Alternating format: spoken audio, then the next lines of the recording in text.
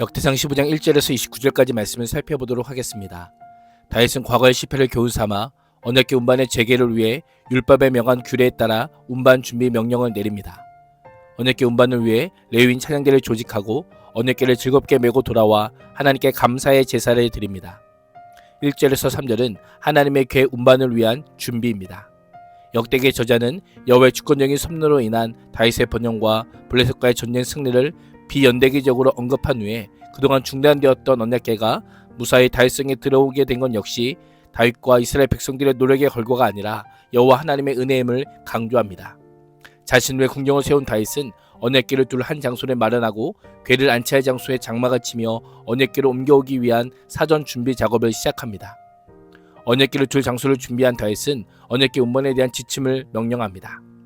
3개월 전 언약궤를 운반하다가 우사가 죽은 사건을 경험한 다윗은 하나님의 말씀을 따라 정해진 절차를 준수합니다. 레위 사람 말고는 아무도 하나님의 궤를 미어서는 안 된다라고 합니다. 여호와께서 레위 사람을 선택하여 하나님의 궤를 영원히 섬기게 하였기 때문입니다. 택하다라고 하는 단어는 선택하다, 결정하다라고 하는 뜻으로 이스라엘을 이끌어가신 하나님의 주권적인 섭리를 드러냅니다. 언약궤를 옮기는 일은 인간의 자의적인 선택에 의해 수행되는 것이 아니라 거룩하신 하나님에 의해 그 일에 합당한 자로 선택된 자여야만 가능한 것입니다. 이를 통해 역대기 저자는 포로기 이후 이스라엘 공동체의 미래도 그들을 택하신 하나님의 손에 달려있음을 암시합니다. 다윗이 언약궤 운반에 대해 구체적인 명령을 내린 또 다른 이유는 13절입니다. 우리가 규례대로 그에게 구하지 아니하였음이라 라고 다윗은 고백하며 규례대로 하나님께 구하지 않고 율법을 따르지 않으므로 여호와께서 자신들을 찢으신 것을 경험한 뼈아픈 과거를 안고 있었습니다. 그래서 궤 이송의 가장 큰 변화는 진행 준비와 과정에서 하나님의 거룩함과 말씀에 대한 순종의 중요성을 강조하고 있습니다. 다윗은 마련한 장소에 여호와의 궤를 옮겨오라고 모든 분야의 이스라엘 리더들을 예루살렘으로 불러 모았습니다. 하나님의 임재를 준비하는 다윗의 모습이 눈에 들어옵니다. 하나님의 임재와 하나님이 중심되는 예배와 삶을 위해 우리는 어떤 준비를 하고 있습니까? 인간적인 편의와 시대에 편승한 문화적인 트렌드에 따른 예배를 드리고 있지는 않습니까? 다윗의 모습은 하나님께서 기뻐하시는 예배자의 자세와 태도, 그 방식이 무엇인지를 다시금 돌아보게 합니다. 4절에서 10절은 하나님의 궤 운반자들의 명단입니다. 다윗이 궤 이송을 위해 불러 모은 아론의 자손과 레위 사람들은 모두 862명입니다. 레위의 세 아들 그핫, 무라리, 게르솜 자손의 각각 지도자 우리엘, 아사야, 요엘과 그의 혈족 각 120명, 220명, 130명이 모였습니다. 그핫 자손들은 엘리사반, 헤브론, 우시엘 자손 중 각 지도자 스마야, 엘리엘, 암미나답을 위시하여 혈통 각 200명, 80명, 112명이 모였습니다. 11절에서 15절은 하나님에게 운반자들의 성결 의식입니다. 다윗은 제사장 사독과 아비아달과 레위 가문의 지도자 6명을 불러 성결할 것을 명령합니다. 율법에 따르면 레위 자손은 하나님의 일을 수행하기 전에 반드시 자신을 거룩하게 해야 할 의무가 있었습니다. 먼저 성결을 위해 몸을 씻고 옷을 빨고 성결을 유지하기 위해 아내조차 가까이 하지 않아야 했습니다. 이를 통해 육체적, 영적 부정함을 완전히 제거하여 거룩한 하나님께 나아가야 했던 것입니다. 13절에서 다윗은 궤 이송의 목적이 하나님께 구하기 위함이었으나 이성전은 이미 가오를 저질렀음을 겸손히 인정합니다. 언약궤 운반의 실패는 인간적 열심만을 가지고 하나님의 일을 한다고 성공하는 것이 아님을 알려줍니다. 종교적인 열심을 가지고 하나님의 일을 하는 것보다 하나님의 말씀을 통해 하나님의 뜻을 분별하고 순종하는 것이 더 중요함을 잊지 말아야 합니다. 다윗의 명령에 제사장들과 레위 사람들은 그대로 순종합니다.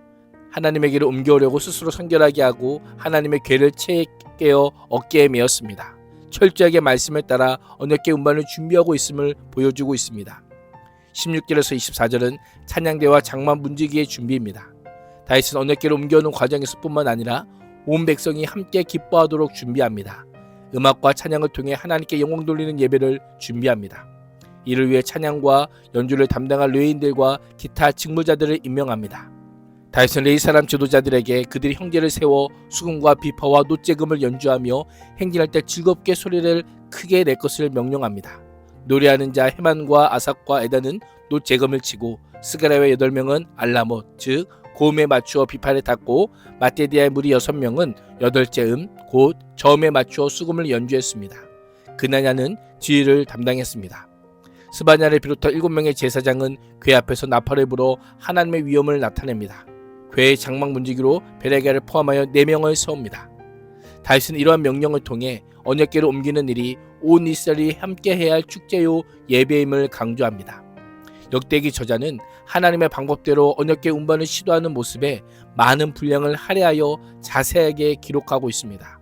율법에 기록된 대로 언약궤를 운반하는 모습에 집중하므로 이스라엘 백성의 삶의 근거가 하나님의 말씀에 따른 거룩함의 회복에 있음을 알려주고 있는 것입니다. 25절에서 29절은 언약궤의 예루살렘 입성입니다. 여호와의 말씀에 따라 궤 이송이 시작됩니다. 다윗과 이스라엘 장로들과 천부장들이 오베데돔의 집에서 여호와의 언약궤를 옮겨오려고 기쁜 마음으로 갑니다. 이들은 궤를 기쁨으로 운반합니다. 1차 운반 때는 하나님 앞에서 힘을 다하는 것에 집중했다면 2차 운반에는 말씀에 순종했을 때에 하나님께서 허락하시는 기쁨으로 충만한 모습을 보여주고 있습니다. 하나님께서 여호와의 언약궤를 운반하는 레위 사람들을 도우셨으므로 수송아지 7마리와 수작 7마리로 제사를 드립니다. 다윗과 레위인들은 세마포옷을 입었고 다윗은 왕의 권위를 모두 내려놓고 겸손한 자세로 하나님 앞에서 기쁨에 겨워 춤추며 뛰놀고 있습니다.